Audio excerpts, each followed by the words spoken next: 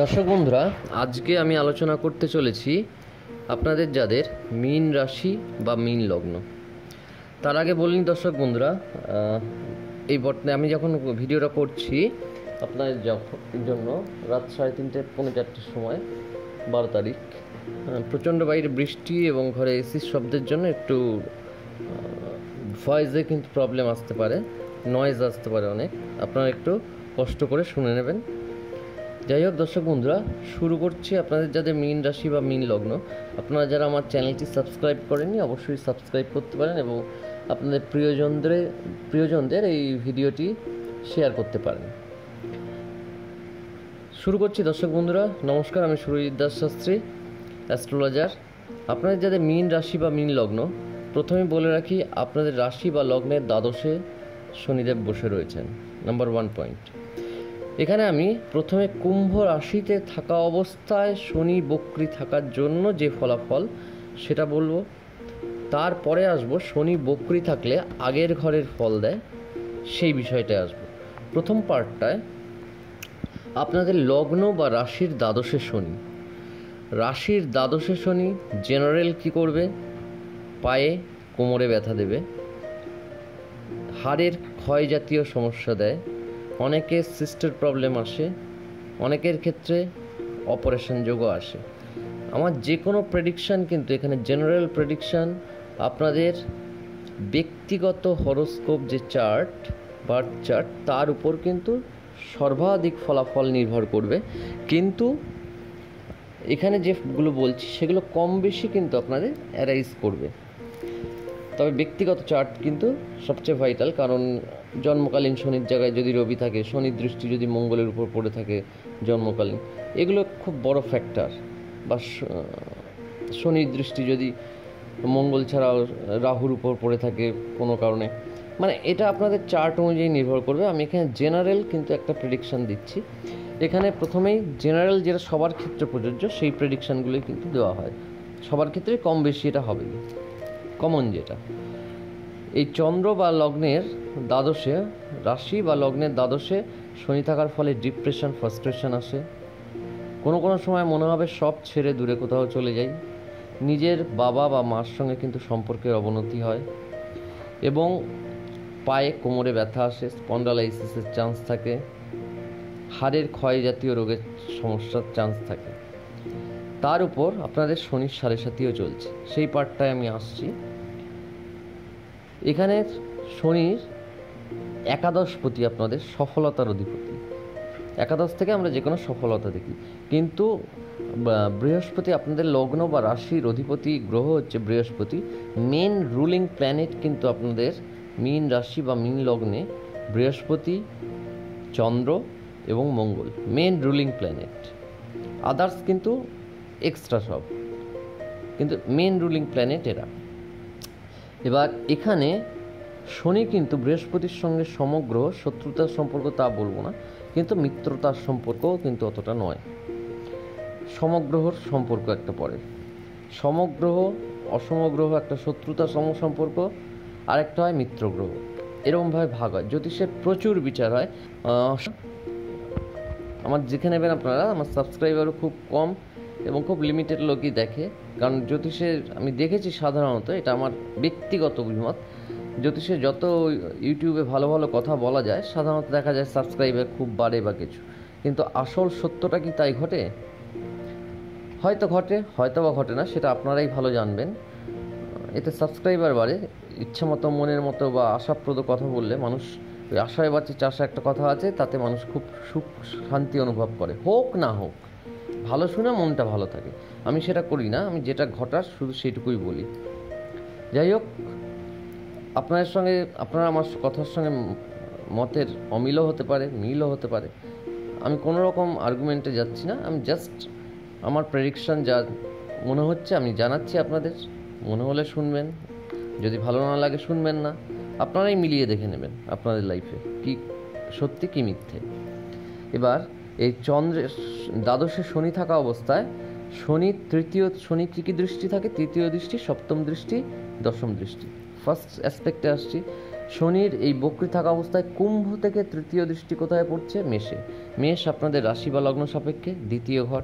দ্বিতীয় থেকে কি বিচার করি? বাক শক্তি, কথা বলা, অর্থাৎ কথার ক্ষেত্রে আপনারা ভুল কথা বলতে পারেন, যে কথা বলতে চাইছেন না, বা রুড বিহেভ করে ফেলছেন লোকের প্রতি, বা আপনাদের কথার জন্য সম্পর্ক নষ্ট হচ্ছে বা কাজ নষ্ট হচ্ছে, এটা হতে পারে। দ্বিতীয় থেকে কি বিচার করি? সেভিংস, টাকা পয়সা সেভিংস, অর্থাৎ সেভিংস, হাতে টাকা পয়সা থাকবে না, টাকা পয়সা কিন্তু বেরিয়ে যাবে। নেক্সট কি? সেকেন্ড হাউস থেকে কুটুম্ব স্থান, অর্থাৎ আপনাদের রিলেটিভ, কিছুটা শ্বশুরবাড়ি বা কিছুটা আত্মীয় স্বজন, এরকম সেখানেও কিন্তু রিলেশন খারাপ হতে থাকবে। সেকেন্ড থেকে অ্যাজ পার মেডিকেল পার্টে কি আসে? মুখ, গলা, বুকের আগে অবধি, অর্থাৎ কারুর চোখের অসুবিধা, কারুর কানে অসুবিধা, কারুর গলায় অসুবিধা, কারুর মুখের জিহ্বা বা মুখগহ্বরের ভিতরে কোনো অসুবিধা, বিভিন্ন রকম, বা কারুর টনসিল, কারুর গ্ল্যান্ড, কারুর সর্দি কাশি, নানান রকম কিন্তু প্রবলেম হতে পারে। তারপরে আসছি কোথায়? শনির সপ্তম দৃষ্টি পড়ছে আপনাদের ঘর অনুযায়ী লগ্ন বা রাশি থেকে ষষ্ঠ ঘরে, যেটা সিংহ রাশি বা সিংহ লগ্নের ঘর। সেখানে শনির সপ্তম দৃষ্টি পড়ছে, এটা আপনাদের ষষ্ঠ ঘর। ষষ্ঠ থেকে আমরা কি দেখি? শরীর। ষষ্ঠ থেকে শত্রুতা। ষষ্ঠ থেকে শরীরের নাভি থেকে আপনাদের নিম্নাঙ্গের আগে অবধি এই পার্টটা দেখা হয়। পেট, বিশেষত পেট সেখানে, এবং ষষ্ঠ থেকে চাকরি, যারা চাকরি করেন চাকরির জায়গাও দেখা হয়। আরও অনেক কিছু দেখা হয়, প্রচুর, একটা ঘর থেকে প্রচুর বিচার আসে। আমি খালি মেন কিছু কিছু জায়গা আপনাদের সঙ্গে তুলে ধরার চেষ্টা করছি এই ভিডিওতে। তাহলে শরীরের জায়গায় যদি দেখি, শরীর খারাপ, পেটের গণ্ডগোল, এগুলোর চান্স থাকবে। এবার যাদের ক্ষেত্রে ধরুন সিংহ রাশিতে মঙ্গল বসে আছে বা রবি বসে আছে, তাদের ক্ষেত্রে পেটের গণ্ডগোল, বা কোনো মতে শনির সঙ্গে মঙ্গলের কানেকশন হয়েছে, তাদের ক্ষেত্রে আগুন থেকে ভয়, অ্যাক্সিডেন্ট ভয়, পিরিয়ড প্রবলেম, মহিলাদের ক্ষেত্রে পিরিয়ড প্রবলেম, ছেলে বা পুরুষ নির্বিশেষে গাড়ি বা বাইক চালালে অ্যাক্সিডেন্ট যোগ, হাত পা ভাঙার যোগ, তারপরে অনেক ক্ষেত্রে থানা পুলিশ যোগ, তারপরে এক্সট্রা ম্যারিটাল অ্যাফেয়ার যোগ, এগুলো কিন্তু কানেকশান পেলে আপনার চার্টে, তাহলে কিন্তু এই সময় সেগুলো ক্রিয়েট হতে থাকবে। এই জন্য চার্ট বিচারটা সবার ক্ষেত্রে সব হবে তা না, চার্টে সেটা থাকলে এই প্ল্যানেটারি পজিশনের অনুযায়ী সেগুলো ঘটায়। এখানে সপ্তম দৃষ্টি ষষ্ঠে থাকার ফলে শত্রুতা পাবেন আপনারা, বক্রী দৃষ্টি শনি। ষষ্ঠে থাকার ফলে পেট এবং শরীরের রিপুভাব বলা হয়, শরীর খারাপ হবে। তার সঙ্গে সঙ্গে শরীরের যে পার্ট, রিপু হচ্ছে মেন, হচ্ছে শরীরের পার্ট, শরীর খারাপের যোগ, পেটের প্রবলেম, তার গাইনোকোলজিক্যাল প্রবলেম আছে মহিলাদের ক্ষেত্রে। আবার কি অন্যদিকে কিছুক্ষণ আগেই বললাম চাকরির যারা চেষ্টা করছেন, একাদশপতি সফলতা দেয়। চাকরি পেতে গেলেও একাদশকে লাগবে, কোনো কিছু করতে গেলে একাদশকে লাগে। একে তো একাদশপতি দ্বাদশে, যদিও ষষ্ঠ, অষ্টম, দ্বাদশে পাপগ্রহরা ভালো ফল দেয়, খারাপ ফলের হানি করে, মানে ভালো ফল দেয়, সেই অতটা খারাপ দেয় না অন্যান্য ক্ষেত্রে যেটা দেয়। পাপগ্রহ কারা? শনি, রবি, রাহু, মঙ্গল, কেতু, এদের পাপগ্রহ বলা হয়। নৈসর্গিক পাপগ্রহ, নৈসর্গিক শুভগ্রহ বলা হয় বুধ, চন্দ্র, বৃহস্পতি, শুক্র, এদের।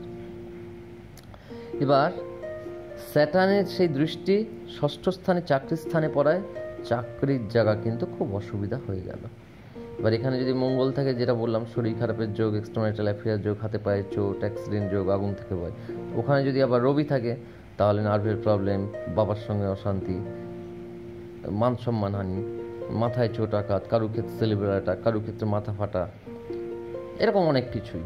এটা আপনাদের ব্যক্তিগত চার্টের উপর নির্ভর করবে। সেক্ষেত্রে কোনো অভিজ্ঞ জ্যোতিষীর সঙ্গে পরামর্শ করে চার্ট নিয়ে আলোচনা করে এগোনোটা ভালো। আমি এখানে আবারও বলছি জেনারেল প্রেডিকশন।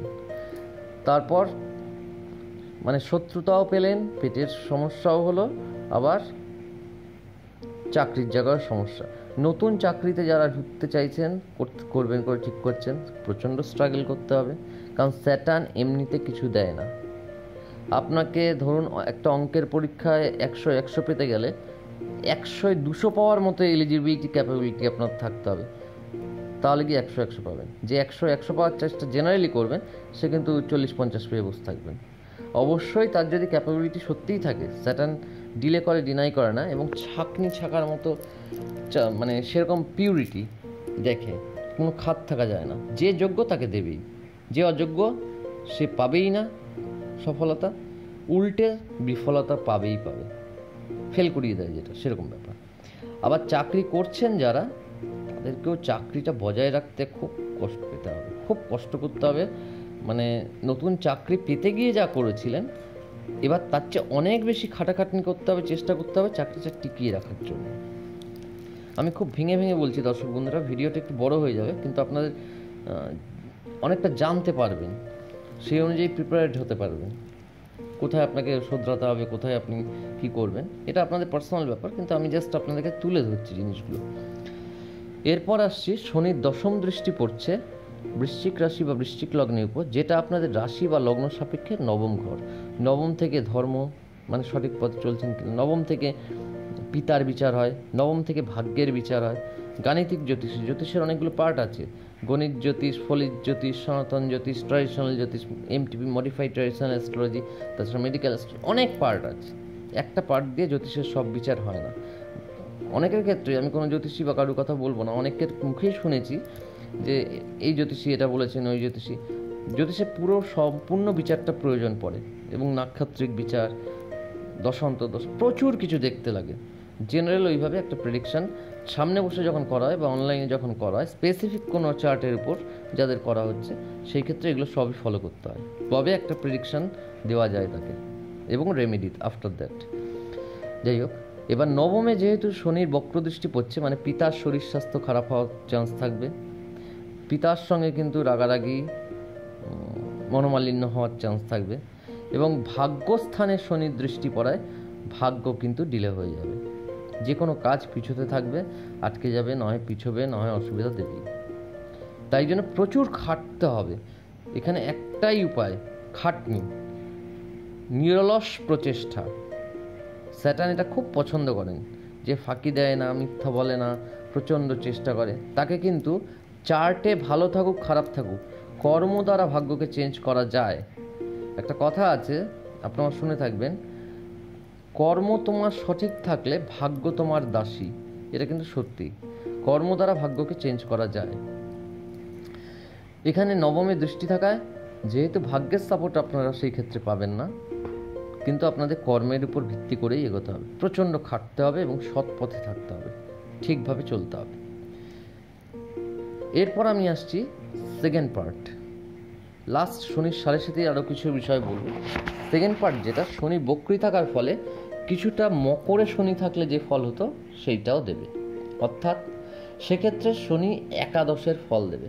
একাদশের ফল দিলে কিন্তু চেষ্টা করলে সফলতা পাওয়া যায়, মানে এটা কিন্তু পজিটিভ পাওয়া গেল। কিন্তু একাদশেও বক্রীর ফল দেওয়ায় চেষ্টা সেই রকম লেভেলের চেষ্টা, শুধু চেষ্টা করলে কিচ্ছু হবে না। কারণ মীন রাশি বা মীন লগ্ন আপনাদের টাইম মোটেও কিন্তু ভালো নয়। শনির সাড়ে সাথী এবং যে কটা রাশি লগ্ন সবচেয়ে ডেঞ্জার পরিস্থিতিতে এই মুহূর্তে দাঁড়িয়ে, তার মধ্যে কিন্তু মীন রাশি বা মীন লগ্ন পড়ছে। এই মীন রাশির একাদশের যখন ভাব ফলটা দেবে, তখন তার তৃতীয় দৃষ্টি পড়বে আপনাদের রাশি বা লগ্নের উপর, অর্থাৎ সেই পায়ে কোমরে ব্যথা, লেথার্জি, অলসতা, করব, পড়াশুনো স্টুডেন্টদের মন বসবে না, একে শরীর খারাপ, একে মন বসবে না, তার উপর সফলতার জায়গা গণ্ডগোল, এবং শনির বক্রী দৃষ্টিতে হাতে পায়ে ব্যথা এবং সর্দি কাশির প্রবলেম, নানান রকম শারীরিক প্রবলেম, এবং সব কিছুতেই অনীহা, একটা ডিপ্রেশন, ফ্রাস্ট্রেশন, এগুলো কিন্তু চলে আসবে। এবং বারবার বলছি, শরীরের খেয়াল রাখতেই হবে।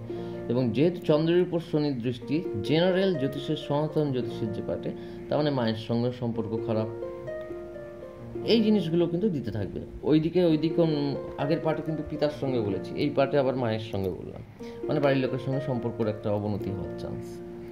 এবং মাতা এবং পিতা উভয়েরই শরীর খারাপের যোগ, এই জায়গাটাও খেয়াল রাখতে হবে। এবং যে কথাটা বলছিলাম শনির সাড়ে সাথীতে আরও কিছু বলার থাকে। শনির সাড়ে সাথীতে বাড়ির বয়োজ্যেষ্ঠ যারা পিতামাতা হোক, ঠাকুরদা ঠাকুর হোক, তাদের ক্ষেত্রে মৃত্যু যোগ নিয়ে নেয়।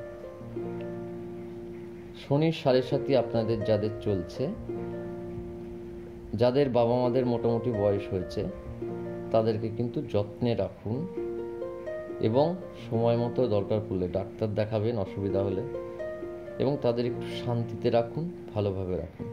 কারণ এখানে কিন্তু আপনাদের মা বাবার জায়গায় আয়ু ফারার যোগ কিন্তু অলরেডি শনির সাড়ে সাথী মানে শুরু হয়ে গেছে।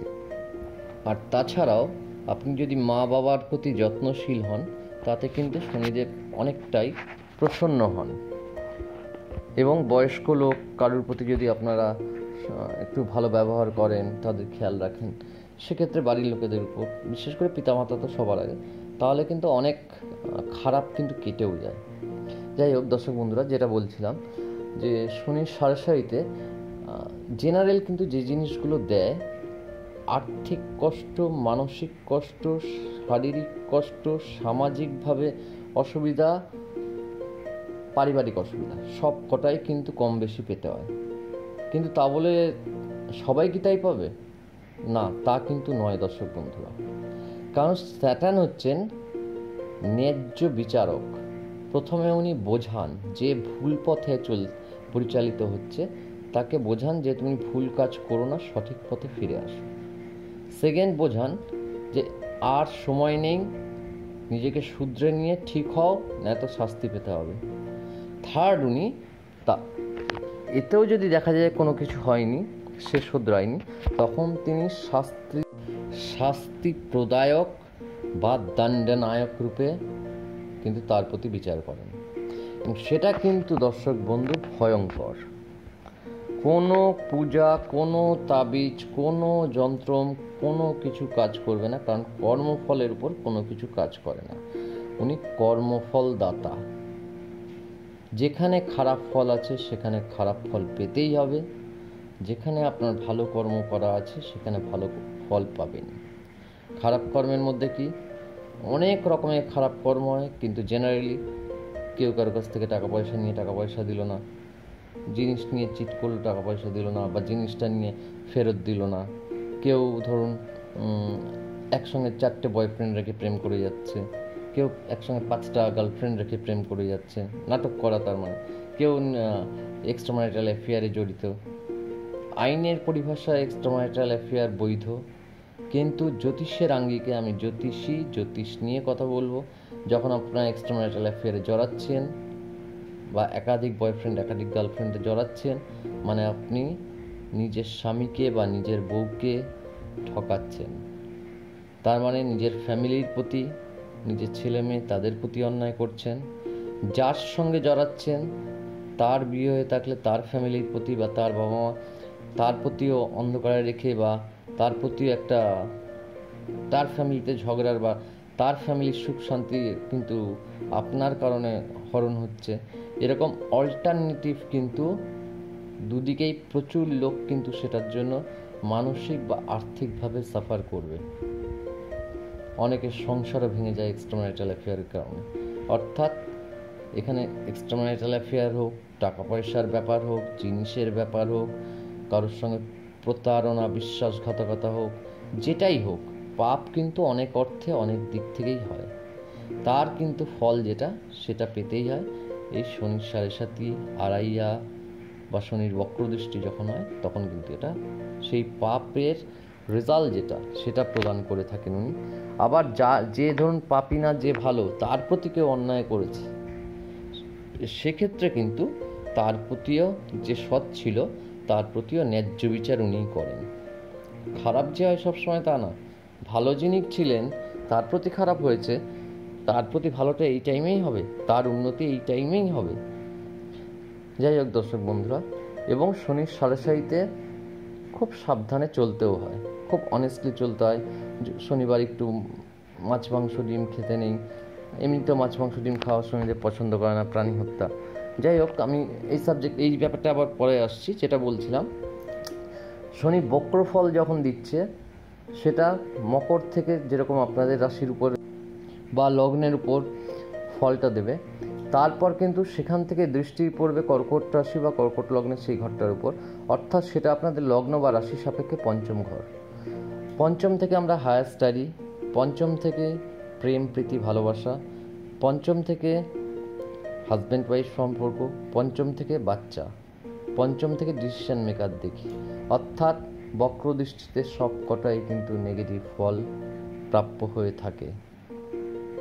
প্রেম প্রীতি ভালোবাসায় অসম প্রেম বা যে অনৈতিক প্রেম, পুরো ভুল একটা সম্পর্কে জড়িয়ে যাওয়া, পড়াশোনার দিকে কনসেন্ট্রেশন ব্রেক, পড়াশোনা করতে না চাওয়া বা নিজের বাড়ির লোক বা টিচারকেও ফাঁকি দেওয়া, বই নিয়ে পড়তে বসে মা বাবাকে দেখানো হচ্ছে পড়ছি, সেরকম একটা ব্যাপার। আবার পঞ্চম থেকে ডিসিশান, রেগে বা জেদ করে ভুল ডিসিশান নেওয়া, ওই আমি ভালো জানি আমি ভালো বুঝি, এরকম একটা ব্যাপার। এবং আপনাদের যেহেতু জলরাশি, জল আটকে থাকা পছন্দ করে না, অর্থাৎ মীন রাশি বা মীন লগ্নের পুরুষ বা নারীকে যদি অর্ডার দেওয়া হয় বা জোর করে এটা করতেই হবে তোমার জন্য ভালো, তারা শুনতে চাইবে না। তাদেরকে বাচ্চার মতো বোঝাতে হবে, বলতে হবে, রিকোয়েস্ট করতে হবে। এটা তো সবসময় সম্ভব না। মানুষ বড় হবে, আস্তে আস্তে তাকে নিজের ভালোটা এখানে বুঝে নিতে হবে। এখানেও কিন্তু নেগেটিভ ফল তখন দেবে। এবং অসম একটা প্রেম, কেউ টিচারের প্রেমে পড়বে, কেউ হয়তো মামা কাকা জ্যাঠার প্রেমে পড়বে, এরকম একটা কিন্তু চান্স থেকে থাকে ফ্যামিলির মধ্যে, বা খুব বয়োজ্যেষ্ঠ বা নিজের চেয়ে বয়সে অনেক ছোট। দেখা যায় মামি তার ভাগ্নি এরকম, এই যে রিলেশনগুলো, আমি ঠিক আপনাদের বোঝাতে পারছি কিনা জানি না, এরকম নানান কিছু ভুলভাল রিলেশনে কিন্তু জড়িয়ে তারপর বোঝা যায় লাইফটায় মানে মানসিকভাবে জড়িয়ে গেলাম, শারীরিকভাবে জড়িয়ে গেলাম, তারপরে দেখলাম সেটায় কোনো মূল্য নেই, আসলে ঠকলাম, আমাকে ঠকানো হলো, এই জিনিসটা ঘটে। তার সঙ্গে সঙ্গে ডিসিশনের জায়গা ভুল, পড়াশোনার জায়গা গণ্ডগোল, মা বাবার সঙ্গে সম্পর্ক খারাপ, হাজব্যান্ড ওয়াইফ রিলেশনে গণ্ডগোল হয়ে যায়, অনেক দিক। তারপরে যাদের বাচ্চা হওয়ার কথা বা মানে সন্তান সম্ভব যে মা বা বোনরা আছেন, তাদের কিন্তু মিসক্যারেজ বা অ্যাবর্শনের চান্স থাকে, বা ইম্যাচুয়েট বেবির চান্স থাকে, এখানেও সাবধান। এরকম জ্যোতিষে প্রচুর বিচার হয় দর্শক বন্ধুরা, অত কথা তো মানে বলা সম্ভব না ইউটিউবে, ভিডিওটা বড় হচ্ছে অনেক। এরকম প্রচুর বিচার থাকে, এক একটা ঘরের ভাবের বিচার বলা হয়, তারপর গ্রহের কারকতা, প্রচুর বিচার থাকে। এক একটা ছোটোখাটো জিনিসের প্রেডিকশন হয় না, এখানে জাস্ট জেনারেল কিছু জিনিস বলা হচ্ছে। এরপর শনির বক্রী দৃষ্টি সেই অনুযায়ী ধরলে তুলা রাশি বা তুলা লগ্নের উপর পড়বে, অর্থাৎ আপনাদের লগ্ন বা রাশির সাপেক্ষে অষ্টমে। অষ্টম থেকে যেরকম আয়ুর বিচার করা হয়, অষ্টম থেকে নাভির তলা থেকে যৌনাঙ্গ অবধি এবং কিছুটা হাঁটুর আগে অবধিও বিচার করা হয়। অর্থাৎ পুরুষদের ক্ষেত্রেও কিন্তু কোনো স্ক্রুটামের প্রবলেম বা পেটের প্রবলেম, পটির সমস্যা, পাইলসের প্রবলেম, এগুলো আসার চান্স থাকে। মহিলাদের ক্ষেত্রে পিরিয়ড প্রবলেম, তারপর ইউরিন ইনফেকশন অনেক রকমের, কিন্তু অনেক রকম ইউট্রাসে কোনো প্রবলেম, অনেক রকমের প্রবলেমের চান্স থাকে। প্লাস কি থানা পুলিশের চান্স থাকে, আইন আদালতের ভয় থাকে। গাড়ি বাইক যারা চালাচ্ছেন তাদের ক্ষেত্রেও খুব সাবধানে চালাতে হবে। এবং অষ্টম থেকে অবৈধ কার্যকলাপ, অবৈধ যাকে হয়, মানে যেরকম আগেও বলেছি, কোনো অবৈধ সম্পর্কে জড়িয়ে যাওয়া। আবারও বলছি, এক্সট্রাম্যারিটাল অ্যাফেয়ারকে আইনে বৈধ বলেছে, কিন্তু জ্যোতিষের পরিভাষায় আমরা, যেহেতু সে নিজের অন্যদের প্রতি এক্সট্রা অ্যাফেয়ার মানে অন্যের, নিজে বিবাহিত হয়ে অন্যের প্রতি আসক্ত হয়ে বা অন্যের সঙ্গে জড়িয়ে সে নিজের বউ বা বাচ্চার প্রতি অন্যায় করছে, বা নিজে আনম্যারিড এমন একজনের সঙ্গে জড়িয়েছে, সে ম্যারিড, তার মানে এই ব্যক্তি বা এই মেয়েটি বা এই পুরুষটির জন্য অপর একটি ফ্যামিলি কিন্তু ক্ষতিগ্রস্ত হচ্ছে, বা এর কারণে অপর একটা ফ্যামিলিতে সেই পুরুষটি তার বউকে বা সেই মহিলাটি তার বরকে ঠকাচ্ছে, তার মানে সেই পাপের পাপী আপনিই হচ্ছেন। এরকম কিন্তু প্রচুর জিনিস থাকে। অষ্টম থেকে আমরা আরও অনেক কিছু বিচার করি। এবং সপ্তমের দ্বিতীয় মানে আপনার ওয়াইফ বা হাজব্যান্ডের কত টাকা পয়সা সেভিংস বা কিছু, মানে আপনাদের হাজব্যান্ড বা ওয়াইফের টাকা পয়সাও এখানে কিন্তু নষ্ট হবে বা খরচ হবে, এইরকম একটা জায়গা। এবং অষ্টম হাউস থেকে আইন আদালত দেখি, সেই জায়গাটাও সাবধান থাকতে হবে। এরকম কিন্তু দর্শক বন্ধুরা প্রচুর জিনিস, প্রচুর কিছু আসছে। অর্থাৎ আপনাদের কিন্তু এমনিতেও সাবধান থাকতে হবে, কারণ শনির সাড়ে সাথী আপনাদের এখনও 6 বছরের উপর চলবে। শনির সাড়ে সাথী মানে আগেই বলেছি আর্থিক কষ্ট, মানসিক কষ্ট, শারীরিক কষ্ট, সামাজিকভাবে, মানসিকভাবে, সব দিক থেকে, পারিবারিক দিকে অসুবিধা দেয়। কিন্তু যারা ভুল আছেন তারাই কিন্তু এগুলো পান, যারা ঠিক আছেন তারা খুব অল্প এগুলো পাবেন, কিন্তু উল্টে 90% কিন্তু লাইফে উন্নতি পাবেন, কারণ উনি ন্যায্য ফল দিয়ে থাকেন। উনি কর্মফলের দেবতা, দণ্ডনায়ক, এবং ন্যায্য যার যেটা প্রাপ্য সেটা উনি দিয়ে থাকেন। তাই জন্য এই কি ফলাফল পাবেন এটা সবচেয়ে বেশি, এই চার্ট প্রেডিকশনের চেয়েও সবচেয়ে বেশি নির্ভর করবে, আপনাদের জন্ম চার্টের চেয়েও বেশি নির্ভর করবে আপনাদের কর্ম করা ফলের উপর। আজকে আমরা যাই ফল পাচ্ছি, ভালো বা মন্দ, সেটা আমাদের আগে করা কর্মের ফল। আমরা ভবিষ্যতে যে ভালো বা মন্দ ফলটা পাবো আমাদের লাইফে, সেটা আমাদের এখনকার করা কর্মের ফল। তাই জন্য দর্শক বন্ধুরা, বারবারই বলবো, সৎভাবে চলুন, ঠিকভাবে চলুন। এবার আসছি দর্শক বন্ধুরা কিছু প্রতিকারের জায়গায়। মীন রাশি বা মীন লগ্নের, লগ্ন থেকে মেন স্টোনটা দেখা হয়, প্রতিকারটা কিন্তু দেখা হয়। প্রত্যেকটা ভিডিওতে যেরকম বলে আসছি, শনিদেব তুষ্ট হন কিসে এবং কিভাবে আমরা কষ্ট বা অসুবিধাকে কম করতে পারি। প্রথমেই বলবো, নিজে ঘুম থেকে উঠে কিছু খাওয়ার আগে কাককে খাওয়ান মুড়ি বা বিস্কুট। সারাদিনে যখন হোক কুকুরকে কিছু খাওয়ান। নিজের মা বাবাকে ভালো রাখুন, তাদের আশীর্বাদ, কিন্তু মা বাবা হচ্ছে জীবন্ত দেবতা, তারা ভুল হোক ঠিক হোক আপনারা তার প্রতি শ্রদ্ধাশীল হন, তাদের যত্ন করুন, তাদেরকে ভালো রাখুন, সেই আশীর্বাদ কিন্তু পাবেনই। তারপর বয়স্ক ব্যক্তি বা অনাথ শিশু, এদের পারলে উপকার করুন, কিছু খাবার দিন বা কিছু টাকা দিন, তাদেরও যত্ন করতে পারলে করুন। নিজের কর্তব্যের প্রতি অবহেলা করবেন না কখনো। অনৈতিক কাজের থেকে নিজেকে দূরে রাখুন। অন্যায় যে করে, অন্যায় যে সহ্য করে, উভয়কেই দোষী বলা হয়। অন্যায়ের অনেকগুলো রাস্তা, অন্যায়ের পথ আমি এখানে আলোচনা করেছি, আর বলছি না সেটা কোথায় ভুল কোথায় ঠিক। মিথ্যা, প্রতারণা, চালাকি, বিশ্বাসঘাতকতা, এগুলো থেকে দূরে থাকুন। তার সঙ্গে সঙ্গে আরও বলবো যে যদি সম্ভব হয়, মা দক্ষিণাকালী মন্দিরে গিয়ে শনিবার মায়ের দিকে একটু সোজাসুজি না দাঁড়িয়ে, একটু তেরছে দাঁড়িয়ে মাকে প্রণাম জানিয়ে যা বলার বলুন। ওখানে দাঁড়িয়ে বাবা বড় ঠাকুরের পায়ের দিকে তাকিয়ে বা নিচে মাটির দিকে তাকিয়ে বলবেন, আমার গ্রহদোষ কাটিয়ে দিন, সকল অপরাধ ক্ষমা করুন। হাত দুটো পেছনে রাখবেন, মাথাটা একটু ঝুঁকে ওরম বলবেন। তারপরে মা তারা, মা কালী, মা দক্ষিণাকালীকে প্রণাম জানাবেন। শিবলিঙ্গ থাকে যেহেতু, শিব ঠাকুর, মা দুর্গা ঠাকুর, নন্দীকে প্রণাম জানাবেন। এবং মন্দিরে প্রচুর এদিকে ওদিকে প্রচুর দেবদেবীর ছবি থাকে, আমরা সবসময় দেখতেও পাই না। সবাইকে উদ্দেশ্য করে মন্দিরে স্থিত সকল দেবদেবীগণকে প্রণাম বলে এই উদ্দেশ্যে প্রণাম জানাবেন। বাড়িতে এসে হনুমান চালিসা পাঠ করবেন, বা হনুমান মন্দিরেও যেতে পারেন, হনুমান চালিসা পাঠ করবেন। শনিবার দিন সম্ভব হলে সন্ধ্যের পর অশ্বত্থ গাছের নিচে গিয়ে 5 মিনিট বসলেন বা দাঁড়ালেন, এবং বাঁ হাতের কনুইটা ছুঁয়ে, যদি শরীর খারাপ বা কোনো কিছু অসুবিধার কথা হয়, কনুইটা ছুঁয়ে সেই কথাটা বলতে পারেন। তার সঙ্গে সঙ্গে শনিবার দিন আপনাদের রাশির দ্বিতীয় রাশি বা লগ্নতে যেহেতু রাহু রয়েছে, রাহু হচ্ছে মানুষকে ভ্রমিত করায়, লোভ দেখায়। রাহু না থাকলে বড় টাকা পয়সা হয় না, বড় অফিসার হয় না, বড় কিছু হয় না। কিন্তু রাহুর একটা কাজ হচ্ছে, রাহু মানুষকে ভুল পথে পরিচালিত করে, লোভ দেখায়, হিংসা করায়, বুদ্ধিভ্রষ্ট করায়, যার জন্য আমরা কিন্তু রাহু চন্দ্র গ্রহণ যোগ, রাহু রবি বিষ যোগ, গ্রহণ যোগ, এগুলো কিন্তু বলে থাকি। লাইফটাকে শেষ করে দেয়, যেহেতু লগ্ন বা রাশির উপর রাহু রয়েছে, আর ওটা রাহুর নেগেটিভ সাইড। তাই জন্য সম্ভব হলে শনিবার করে 19টা শনিবার যদি পুকুরে কয়লা ফেলতে পারেন, সেই রাহুর দোষটাও অনেকটা কাটে।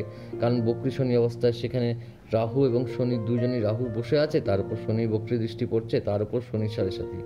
মকরের ফল দিলে শনি বক্রী দৃষ্টি পড়ছে, তারপর দ্বাদশে শনি, তারপর শনির সাড়ে সাথী। মানে কিন্তু শরীর নিয়ে নাস্তানাবুদ হতে পারেন, এবং বাবা মার ক্ষেত্রে মৃত্যুযোগ নিয়ে নেয়, বা ঠাকুরদা ঠাকুমা। তারপরে অনেকের ক্ষেত্রে ডিভোর্স যোগ, এটা প্রেমের ক্ষেত্রে প্রেম কাটার যোগ, স্বামী স্ত্রীর ক্ষেত্রে ডিভোর্স যোগ, এরকম প্রচুর কিন্তু অসুবিধা দিয়ে থাকে। একটা চৌকো কয়লা নিয়ে যদি পুকুরে ফেলতে পারেন, তাহলে কিন্তু অনেকটা উপকারের ক্ষেত্রে পেতে পারেন।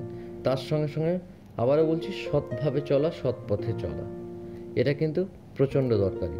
এবং শনিবার দিন যদি আপনি কোনো দান কর্ম করতে পারেন, তারপরে বা বড় ঠাকুরের মন্দিরে 8টা শনিবার, যেরকম বলা হয়, 8টা ধূপকাঠি দিয়ে একটা শনিবার পুজো দিলেন, একটা শনিবার 8টা মোমবাতি জ্বেলেলেন।